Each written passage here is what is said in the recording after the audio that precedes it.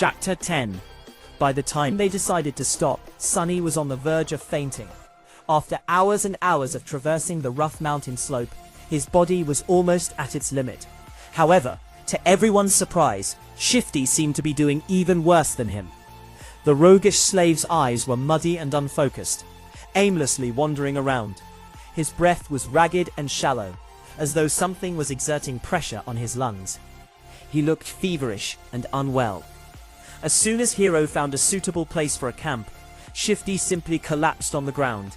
The most unnerving part about all of this was the lack of angry cursing that they had already gotten used to. The slave lay silent and motionless, with only movements of his chest betraying that he was still alive. Several moments later, he uncorked his flagon with a shaky hand and greedily drank a few large gulps. "Conserve your water," Hero said, a hint of concern somehow finding its way into his usually stoic voice. Disregarding these words, Shifty drank more, emptying the flagon completely. Scholar didn't look much better than him. The arduous climb took a heavy toll on the older slave. Despite the unbearable cold, he was sweaty, with bloodshot eyes and a grim expression on his face. Being the weakest of the three, Sunny had somehow managed to endure the best. "Can't we just melt the snow once there's no more water?"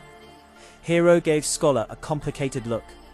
"There might come a time when we won't be able to mate a fire, as to not attract unwanted attention." No one commented, knowing perfectly well whose attention they had to avoid. The memory of Mountain King's horror was still fresh in their minds. Luckily, today Hero had managed to find a natural alcove in the mountain wall, perched precariously behind a narrow ledge. The fire was well hidden by the rocks, allowing them to enjoy its warmth without the fear of being noticed. No one was in the mood to talk, so they just roasted slices of oxen meat above the flames and ate in silence.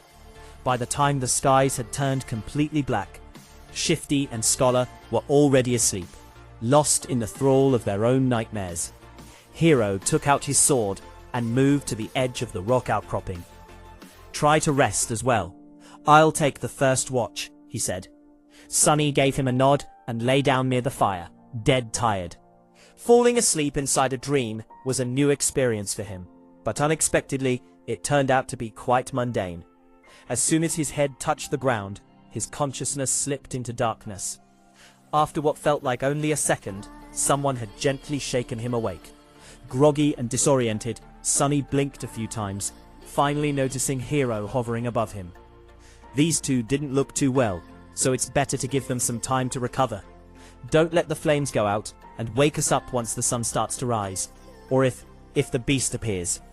Sunny silently rose and changed places with Hero, who added a couple of logs into the fire and was soon fast asleep. For a few hours, he was on his own.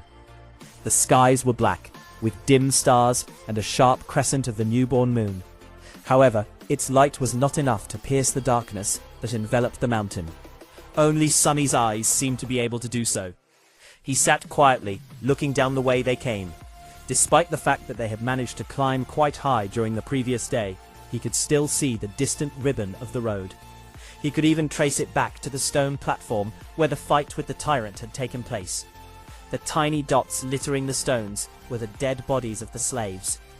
As he was watching them, a dark figure slowly crawled on the platform from beneath the cliff.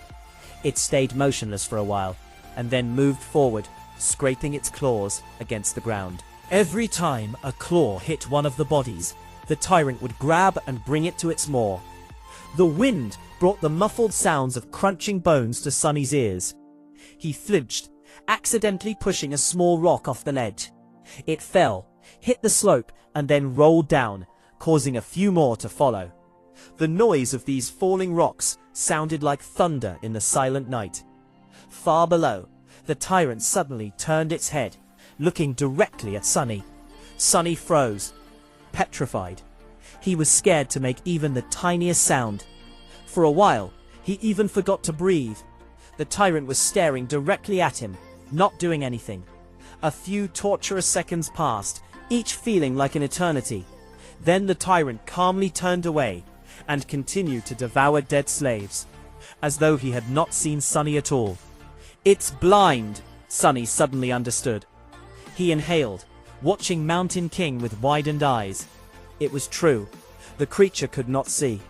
Looking back at everything that had happened earlier, he grew more and more certain of his guess. Those milky, expressionless eyes. Come to think of it, he never saw the tyrant moving them at all. And back when Sunny was pushing the wagon off the cliff, the tyrant only reacted after the wagon had started to fall, scraping loudly against the rocks. Of course, it was all making sense now.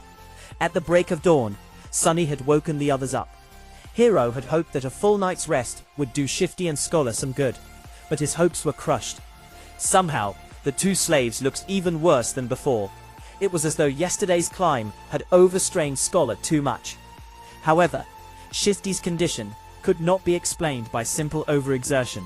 He was deadly pale and shaky, with half-conscious eyes and a lost look on his face. What's wrong with him? Scholar, who himself was not doing very well, helplessly shook his head. It affects different people differently.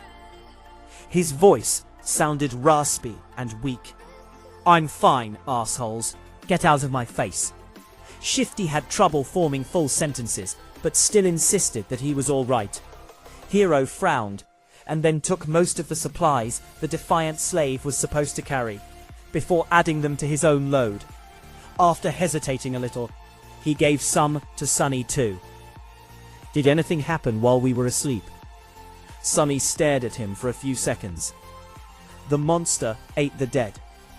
The young soldier's frown deepened. How do you know? I heard it. Hero moved to the edge and looked down, trying to make out the distant stone platform. After a minute or so, he clenched his jaw, showing signs of uncertainty for the first time. Then we'll have to move faster. If the creature is finished with all the bodies, it will come for us next. We need to find that old path before nightfall. Frightened and dejected, they set out again and continued to climb. Sunny was slowly dying under the weight of the added load. Thankfully, Shifty and Scholar had already drunk most of the water, lightening it a little. This is hell, he thought. They climbed higher and higher and higher. The sun was climbing with them, slowly approaching the zenith. There was no talking, no laughs, only strained breathing. Each of the 4 survivors was concentrated on his own steps and footing. However, Shifty was falling farther and farther behind. His strength was abandoning him. And then at some point, Sunny heard a desperate scream. Turning around, he only had time to see a panic-stricken face. Then Shifty fell backward, his foot slipping on an ice-covered rock. He hit the ground hard and rolled down, still trying to grab onto something. But it was too late. Frozen in place and powerless, they could only watch as his body tumbled down the slope, leaving bloody marks on the rocks. With each second, Shifty looked less like a man, and more like a ragdoll. A handful of moments later, he finally came to a halt, hitting the top of a large protruding stone in a pile of broken flesh. Shifty was dead.